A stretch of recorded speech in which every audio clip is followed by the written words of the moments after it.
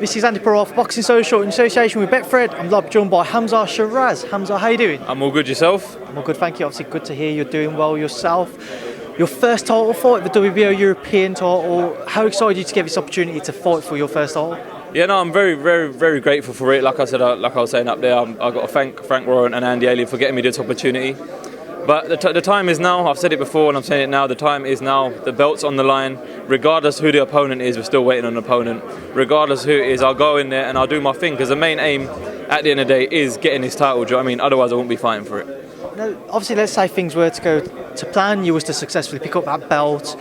A lot of people would tend to maybe go for the Commonwealth, the British or the English titles, etc. that way towards progression towards some form of a European belt. If you was to pick it up, do you think that you would maybe look beyond those British titles that then and you'd continue to push towards European or higher level? I think the main aim now is to get this belt that's on the line. But God willing, inshallah, I'll get that. I'll just leave it down to my team, Andy Alien, whatever they say goes kind of thing, do you know what I mean? But in terms of what you're saying, answering your question, I think once I get this belt, God willing, anything's possible. Do you know what I mean? Like a couple of months ago, no one would have thought I would have fought for this belt. Not like, do you know what I mean? I fully believed I would, but not many people. Like all the interviews, you're fighting for your first title. Do you know what I mean? It's kind of a big thing, but at the end of the day, it's still a fight. Do you know what I mean? It boils down to the fact there's two people in the ring, and you just got to get the win.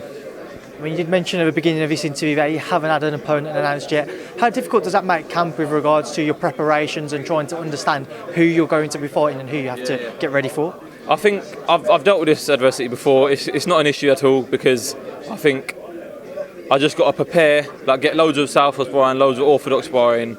Fighters will come forward. Like, you know, it's this usual preparation. But once an opponent is named, then you can gear your sparring up to the best of what your opponent's going to be like on fight night. Now, one thing that I know that you're just seeing yourself, and you probably get it a lot, is your height and your weight. How on earth do you make 154? Is there ever a struggle? Is it as easy as what maybe you'd say to people it is? I'm not going to lie to you, it's not easy. I'd be lying if I said it was easy, do you know what I mean? But I think it's the weight where I feel most comfortable and strong at. Getting down to the weight, obviously, if you ask every boxer, if they get down to the weight with ease, I don't think they're doing it right, to be honest with you. But it's the weight that where I feel most successful, where I feel like I'm doing good. I'm 9-0 at the weight, do you know what I mean? So it'd be stupid to do anything else. I mean, with that in mind, with your height and your reach advantage, how much of an advantage in itself is that over pretty much everybody else in the division? It's only an advantage if you know how to use it properly, and like I believe I do. I'm doing all right so far using my long levers, but at the same time, if it comes to fighting inside, I can fight inside. So regardless of what it is, I've got all bases covered, man. Now, I do want to talk to you about a few fights as well. Start off this past weekend. Lewis Ritson defeating Robbie Davis Jr. What was your thoughts on that one? Yeah, no, it was a good one. The first round was a cracker, as you saw on everyone's social media. It was a mad round. But him versus, I think, Josh Taylor next, that's what they want to get on. I think Josh Taylor wins that at the end of the day, but it's good. It's good for Newcastle boxing. Do you know what I mean? It's massive. Like Lewis Ritson coming through. Do you know what I mean? It's good for boxing as a whole. To be fair, having fights like that, I think it's amazing. We will come on to this weekend shortly, but just to stick to that past weekend, sticking to your division, Scott Fitzgerald defeating Ted Cheeseman. Your thoughts? I thought Ted Cheeseman nicked it. I did think he nicked it because I don't think Scott Fitzgerald was ready for what he actually was going to bring. He boxed a lot more. Do you know what I mean? Moved his head, angles.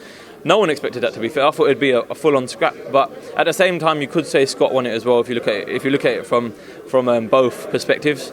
But at the end of the day, Scott's got the belt now. At the end of the day, do you know what I mean? So good luck to him.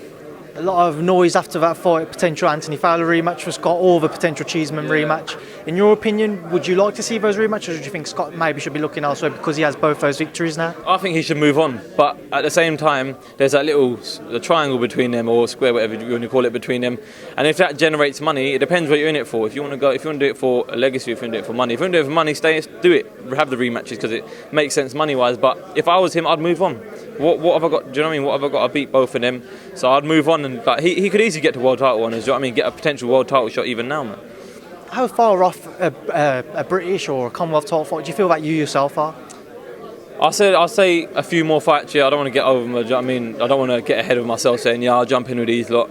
Like I said, the opportunities come at certain times. So I think this WBO European title shot has come at a perfect opportunity, and that's why I'm going to grab the opportunity with both hands. Do you know what I mean? So, but in terms of British title level, I don't think I'm ready for that just yet. I reckon a few more fights, a bit more maturing, and that's it. We'll be ready.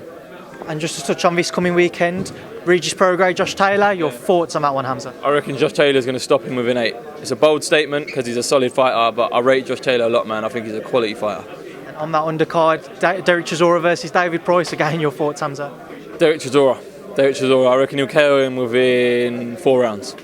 Well, Hamzah Bold Sheeraz. statements, but you know. Well, Hamzah Sheeraz, at least you ain't sitting on the fence. That's it, man. No, I'm always certain in my decisions. Well, Hamzah Sheeraz, thank you for speaking to myself and Boxing Thank you Social. very much. I appreciate it. Thank you.